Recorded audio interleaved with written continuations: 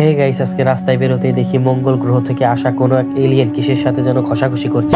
তার এই ঘষাঘষি দেখে ভেবে নিলাম সে হয়তো মঙ্গল গ্রহের কোনো কাঠমিস্ত্রি, কিন্তু না, একটু সামনে এগোতেই দেখি আমার ধারণা সম্পূর্ণ ভুল। এখানে সারি সারি মদের বোতলের সিরিয়াল দেখে কপাল উঠে গেল চোখে। তারপর এই সমস্ত বিষয়ে এলিয়েন কাকুকে জিজ্ঞাসাবাদের পর বেরিয়ে আসলো চাঞ্চল্যকর তথ্য। আসলে এই মঙ্গল গ্রহের এলিয়েন কাকু ঘষে ঘষে কাঠমিস্ত্রির কাজ করছে না। এলিয়েন কাকু যে জিনিসটা তৈরি করছে সেটা না হয় পরেই বলি, কিন্তু এই সারি সারি মদের বোতল দেখে আমার একটা ডায়লগ খুবই মনে পড়ছে, আর সেটা হচ্ছে মনে মনে একবার ভেবেছিলাম এগুলো হয়তো বরবাদ ছবির বেঁচে যাওয়া জিল্লুর সেই মদের বোতলগুলো। তো আসুন এখন আপনাদেরকে জানাই মঙ্গল গ্রহের এই এলিয়েন কাকুর ঘষার পিছনের রহস্য কি। মূলত কাকু যে জিনিসটা তৈরি করছে তার নাম হচ্ছে কাটা বরফ। সত্যি বলতে আমি আমার জীবনে এই কেরামতি আইটেম পেহেলিবার দেখা হয়।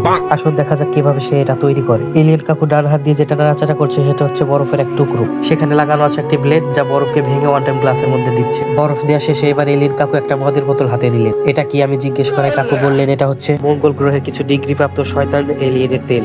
তেল দেওয়া শেষে এবার দিবেন অস্ট্রেলিয়ান কিছু অ্যাডাল্ট গাভীর দুধ। এর মানে যেসব গাভীর 18 বছর পূর্ণ হয়েছে।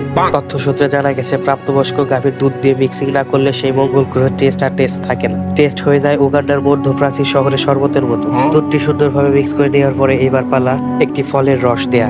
এটি হচ্ছে মঙ্গল গ্রহের এক বিশেষ ফল, যা বাংলাদেশের মানুষ এটাকে লেবু বলে চিনে। বিশেষ ফলটি দেওয়া শেষ হলে এলিয়েন কাকুর হাত চলে যাচ্ছে লাল পানি সেই মদের বোতলের দিকে। কাকুকে বললাম এই বোতলটা আমার অনেক চেনা চেনা লাগছে। বললাম এই বোতলটা দেখেছি আমি ডিপ জলের সেই কুতকুতি বাইয়া গানের মধ্যে। আমার এই অবাস্তব ও গাঁজাখোরের মতো কথা শুনে কাকু কিছুটা ক্ষিপ্ত হয়ে গেলেন। আসলে ওইটা ছিল অরেঞ্জ জুস।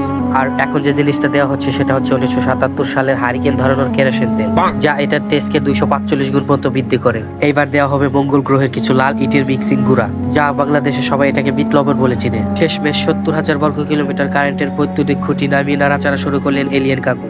আর এটাই হচ্ছে এর শেষ প্রসেসিং। এখন খেয়ে দেখার পালা। So let's do the test. কিন্তু এ কি, খাওয়ার জন্য বেশি এক্সাইটেড আমি, কিন্তু সার্ভ হলো ওই পাশে আগে। হয়তো এলিয়েন কাকুর মামু খালু লাগে। যাই হোক, এই হচ্ছে আমাদের কাঙ্ক্ষিত জিনিসটি। তাই আর ধৈর্য ধরে থাকতে না পেরে দিলাম একটা। কিন্তু একটা জিনিস আমি বুঝলাম না, এই জিনিসটার নাম কেন কাটা বরফ হলো। কেননা এই জিনিসটা যেভাবে ঘষাঘষি করে বানানো হয়েছে এই জিনিসটার নাম হওয়া উচিত ছিল ঘষাঘষি বরফ। যাই হোক, খাবারের টেস্টটা ছিল অসাধারণ। যদি টেস্টের নাম্বার দিতে চাই তাহলে 100 আউট অফ 95। তো আজকের মতো এখানেই, আল্লাহ হাফেজ। আর হ্যাঁ, এটা খাবার পর কাকুকে আবার বলতে ইচ্ছে করছিল।